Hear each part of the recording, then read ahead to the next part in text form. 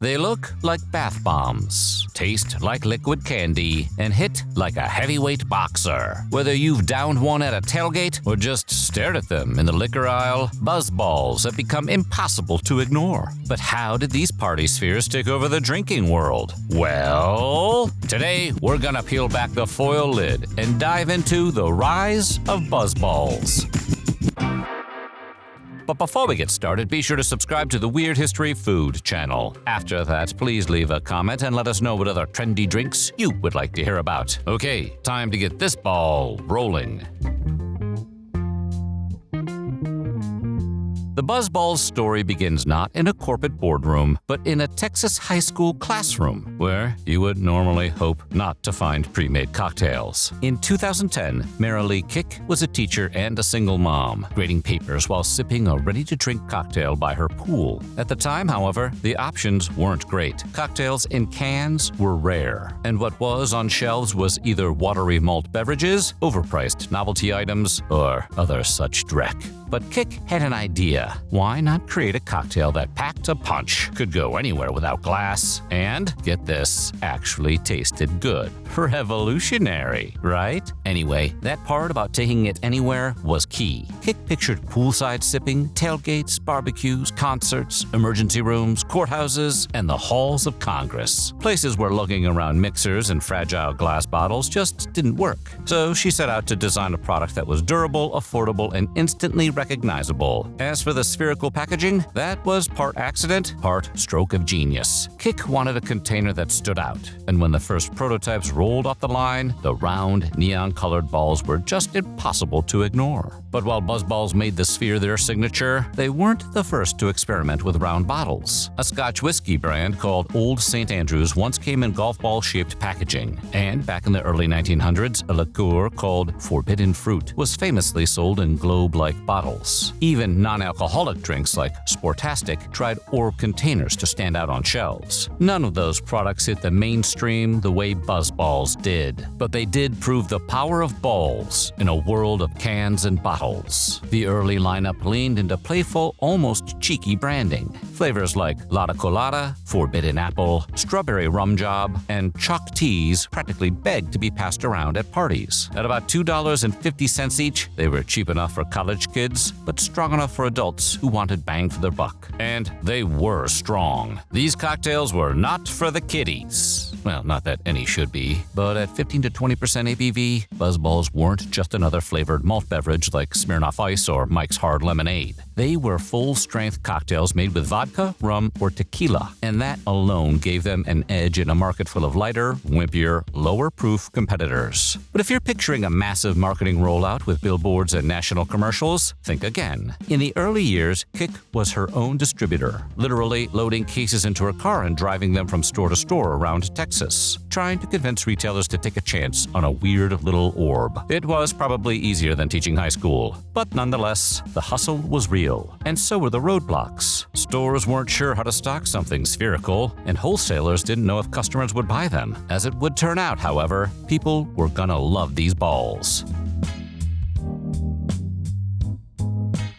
BuzzBallz did not explode overnight. In fact, for a while, they were the kind of product you only spotted in quirky liquor stores or local gas stations. Slowly but surely, however, word spread. Part of the appeal was visual. In a sea of rectangular six-packs and glass bottles, a cooler full of neon orbs looked like party ammo. People grabbed them on a dare, or just to post a picture. And that's where timing came in. BuzzBallz rose alongside Instagram, and later TikTok, platforms built on visuals and virality. A photo of a beer is just a beer, but a photo of a lime green orb called Forbidden Apple? That's content. Gen Z in particular turned BuzzBallz into a kind of meme currency. TikTok videos of people chugging them, stacking them into pyramids, or attempting to taste test every flavor in one night helped launch the brand from regional novelty to national name. And while White Claw branded itself as sleek and stylish, ain't no laws when you're drinking claws, BuzzBallz leaned into chaos. If White Claw was a yacht weekend, BuzzBallz were a jet ski, crashing into a dock, exploding, setting all the seagulls on fire, and requiring the intervention of a SWAT team to stop the drunken flaming birds from terrorizing beachgoers. Of course, celebrity attention helped too. Megan Thee Stallion and other artists were spotted with BuzzBallz. And influencers on YouTube and Instagram ran taste test challenges that doubled as free advertising. BuzzBallz didn't need million-dollar ad campaigns when TikTok was doing the work for them. By the late 2010s, BuzzBallz had become the go-to novelty for parties and pre-games. They weren't just a drink, they were a signal. Walking into a dorm with a six-pack of beer was fine. Walking in with a bag full of BuzzBallz meant the night was about to get crazy.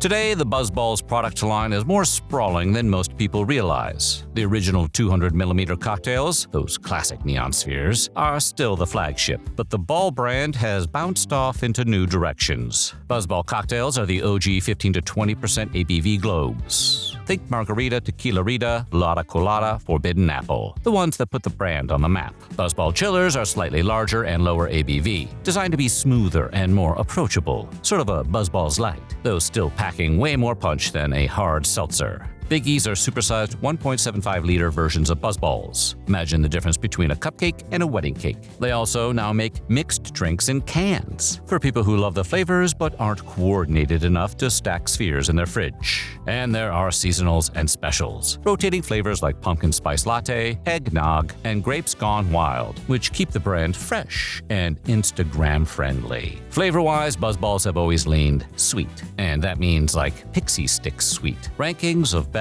to worst flavors put staples like Tequila Rita, Chalk Teas, and Peach Ball near the top, while others like Sour Apple or some of the cream-based ones are described as chaotic evil. But apparently, that's part of the fun. Nobody expects a BuzzBallz to be subtle. Critics joke that Chalk Teas tastes like Yoo-Hoo with a criminal record, while Lotta Colada is basically an alcoholic Capri Sun. Under the candy coating, though, the numbers are serious. With ABVs around 15%, each orb is roughly the equivalent of 1.5 to 2 beers. And the alcohol varies by flavor. Tequila for the margaritas, vodka for fruit flavors, rum for tropical ones. That combination, sweet, cheap, strong, is why they become both famous and infamous. A BuzzBallz isn't just a drink, it's a story your friends won't believe, just waiting to happen. Not surprisingly, the BuzzBallz phenomenon hasn't come without controversy. From the beginning, critics have argued that the packaging, round, colorful, and playful, feels a little too close to something aimed at kids. The neon palette and candy-like flavors make them eye-catching on shelves. But they've also raised concerns that the drinks blur the line between adult product and juice box. Some prevention groups have warned that the orb design captures the attention of young people in ways that can be misleading. Watchdog organizations have gone further, accusing BuzzBallz of targeting youth with their marketing. They point to the sweet, dessert-inspired flavors and bright graphics as hallmarks of alcopops, a category of sugary, pre-mixed alcohol that's long been criticized for appealing to underage drinkers. Some even flagged stronger, high-proof versions as especially worrisome, describing them as spiked candy in novelty packaging. Validating these concerns is the fact that schools have reported BuzzBallz becoming popular among students. In response, certain retailers moved the drinks behind counters or locked them away, hoping to reduce their visibility to minors. Cultural critics have also noted that BuzzBallz sits in a long tradition of questionable novelty alcohols, from Zima in the 1990s to Four Loko in the 2000s. These products thrive on being eye-catching and a little reckless, which makes them memorable, but also makes them lightning rods for controversy. Just like those earlier brands, BuzzBallz straddle the line between fun and risky, and their popularity on TikTok only magnifies that tension. On top of all that, nutritionists have flagged their high sugar content as another danger. Some flavors pack over 30 grams of sugar into a single orb, disguising just how much alcohol is inside. The sweetness can mask the potency, leading people to underestimate how strong they really are. One health advocate even bluntly described BuzzBallz as a diabetes grenade with a pull tab. And then there are the lawsuits. In 2022, BuzzBallz sued beverage Beverage Ranch, alleging that the company's BuzzBallz products infringed on their patents. In 2023, they filed another suit against Big Sips, claiming the brand had copied their single-serve cocktail concept and packaging. Both cases highlight how valuable the BuzzBallz identity has become and how fiercely the company defends its spherical turf. Put it all together and you have a product that's as scrutinized as it is celebrated. For fans, BuzzBallz are silly, affordable fun in a cup. For critics, they're a case study in marketing excess, a reminder that when alcohol looks like candy, the line between harmless novelty and public health hazard gets very blurry very fast. The biggest twist in the BuzzBallz story came in 2025, when founder Marilee Kick sold the brand to Sazerac Company. If you don't know Sazerac, you know their products. Fireball Whiskey, Southern Comfort, Buffalo Trace Bourbon. They're one of the biggest names in booze, and they paid over $1 billion to add BuzzBallz to their portfolio. That price tag tells you everything. What started as a teacher's side hustle was now a $1 billion brand, standing shoulder to shoulder with some of the most iconic liquors in America. So what's next? With Sazerac's distribution muscle, expect to see BuzzBallz in more stadiums, airports, and maybe even vending machines. New flavors are already rolling out. Grapes Gone Wild debuted in 2024, and seasonal experiments aren't slowing down. There's also the possibility of line extensions. BuzzBallz Popsicles? BuzzBallz Zero Sugar? BuzzBallz Energy? Oh, please, no. But the possibilities are endless and terrifying. More broadly, BuzzBallz represents a trend toward novelty-driven drinking. White Claw showed people wanted convenient booze. Four Loko showed they were willing to risk chaos for a story. BuzzBallz, however, fused both ideas with a look that demanded attention. Orbits failed. Crystal Pepsi fizzled. Four Loko got banned and reformulated. But BuzzBallz not only survived, they bounced their way to unprecedented success. They're proof that in the TikTok era, novelty isn't just a gimmick, it's a business model. So, are BuzzBallz good? That depends on your definition. They're not sophisticated, they're not healthy, and they're definitely not subtle. But they are fun, memorable, and stronger than they look, which might be the perfect metaphor for how a Texas teacher turned a poolside idea into a $1 billion empire. Long story short, BuzzBallz aren't here for moderation. They're here for chaos in a cup. So what do you think? And are you a fan of BuzzBallz? Let us know in the comments below. And while you're at it, check out some of these other videos from Weird History.